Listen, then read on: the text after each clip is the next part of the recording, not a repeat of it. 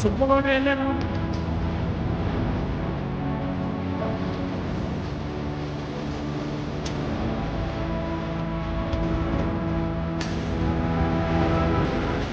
ಸ್ಮರಣೆ ಮಾಡಿ ಹಂಚಿಗೆ ಬಹಳ ವಿಭಿನ್ನವಾದಂಥ ಗ್ರಾಮ ಇದೆ. ಈ ಗ್ರಾಮದ ಒಂದು ಬಹಳ ದೊಡ್ಡ ಬಡವಳಿ ಏನಂದ್ರೆ ಬಹಳ ಪ್ರೀತಿ ವಿಶ್ವಾಸವನ್ನ ಯಾರಿಗಾದ್ರೂ ಒಮ್ಮೆ ನಂಬುದ್ರಿ ಅಂದ್ರೆ ಬಹಳ ಗಟ್ಟಿ ನಿಲುವಿನಿಂದ ಅವ್ರ ಜೊತೆಗೆ ನಿಲ್ತಕ್ಕಂಥ ಗ್ರಾಮ ಇದೆ.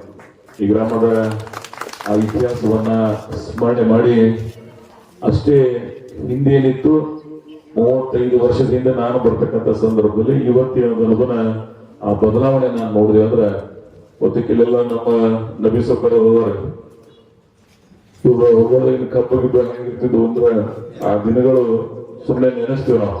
ನಾನು ಇವತ್ತೇನ್ ಕಾರ್ಯಕ್ರಮ ಮಾಡ್ತಾ ಇದ್ದೀನಿ ನಮ್ಮ ಹಂಚಿಗೆ ನೇಪಾಳ. ಸೊ ಆ ದಿನಗಳು ಹಿಂದಿನ ದಿನಗಳು ಮತ್ತೆ ಇವತ್ತು ಆ ನೀರು ಆ ಗಂಗೆ ಕೃಷ್ಣೆಯ ಆಶೀರ್ವಾದದಿಂದ ನಮ್ಮ ಭಾಗದಲ್ಲಿ ಇವತ್ತು ಸಮೃದ್ಧಿ ನೆಮ್ಮದಿ ಆಗ್ತಾ ಇದೆ.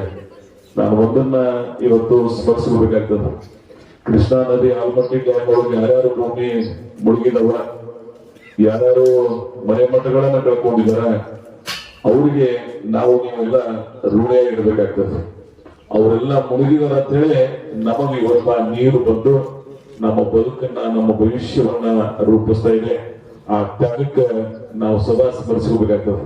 ಮನುಷ್ಯ ಧರ್ಮ ನಮ್ಗೆ ಯಾರು ಸಹಾಯ ಮಾಡಿರ್ತಾರೆ, ಯಾವ ಉಪಕಾರ ಮಾಡಿರ್ತಾರೆ, ಯಾವ ಯೋಜನೆಗಳು ನಮಗೆ ಬಂದಿರ್ತಾವ, ಅದ್ರ ಅನುಕೂಲತೆ ಏನೇನಾಗ್ತಾವ ಅನ್ನೋದನ್ನ. ಸೊ ನಾನು ಈ ಭಾಗಕ್ಕೆ ಬಂದಾಗ ಟ್ಯಾಂಕರ್ಲಿ ನೀರು ಹಾಕ್ತಕ್ಕಂಥ ದಿನಗಳಿದ್ದು 2013 ಆದ್ರೆ ಇವತ್ತು ಇಡೀ ತಾಲೂಕದಾಗ ನಿನ್ನೆ ನಾನು ರಿವ್ಯೂ ಮಾಡಿದ್ರೆ ಒಂದು ಊರಾಗೂ ಸಹಿತ ಟ್ಯಾಂಕರ್ ಹಚ್ಚತಕ್ಕಂಥ ಸ್ಥಿತಿ ಇಲ್ಲಿ ಇವತ್ತು. ನನ್ ಖುಷಿ ಅದ. ರಾಜಕಾರಣ ಎಷ್ಟು ದಿವಸ ಇರ್ತೀವಿ ಇರಂಗಿಲ್ಲ, ಬಹಳ ಮತ್ತೊಂದಲ್ಲ.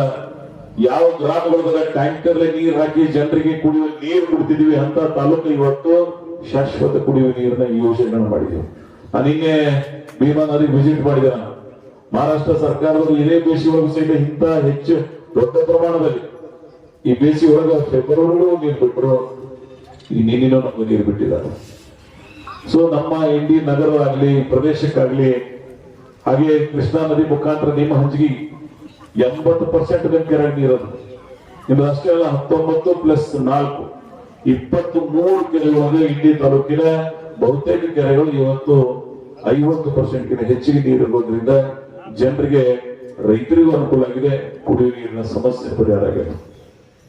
ಯಾವುದು ಮುಖ್ಯವಾಗಿ ಬಗ್ಗೆ ನೀರು ನೀರು ನೀರು ಅಂತ ಹೇಳಿ ಜಪ ಮಾಡಿರ್ತಕ್ಕಂಥ ಪ್ರದೇಶ ನಾವು. ನಾನು ಇಲ್ಲಿ ಬಂದೆ ಅಂದ್ರೆ ಬೇರೆ ಏನು ಗೊತ್ತಿರಲಿಲ್ಲ. ಇಲ್ಲಿ ಹಿರಿಯರವರು ನಮಗೆ ನೀರಾವರಿ, ನಮ್ ಕೆರೆ ತುಂಬಿಸ್ಬೇಕು, ನಮ್ಗೆ ನೀರಾವರಿ ಆಗ್ಬೇಕಂತ ಹೇಳಿ. ಸೊ ಇವತ್ತು ಇಲ್ಲಿ ಹೆಸರು ಕಾಣಿಸ್ತದಲ್ಲ, ಇವತ್ತು ಬದಲಾವಣೆ ಆಗಿದೆ. ಆರ್ಥಿಕವಾಗಿ ಸ್ವಾವಲಂಬಿ ಆಗಬೇಕಾದ್ರೆ ನೀರಿಂದ ಮಾತ್ರ ಸಾಧ್ಯ. ಬೇರೆ ಎಲ್ಲ ಯೋಜನೆ ಮಾಡ್ಬೋದು ನಾವು.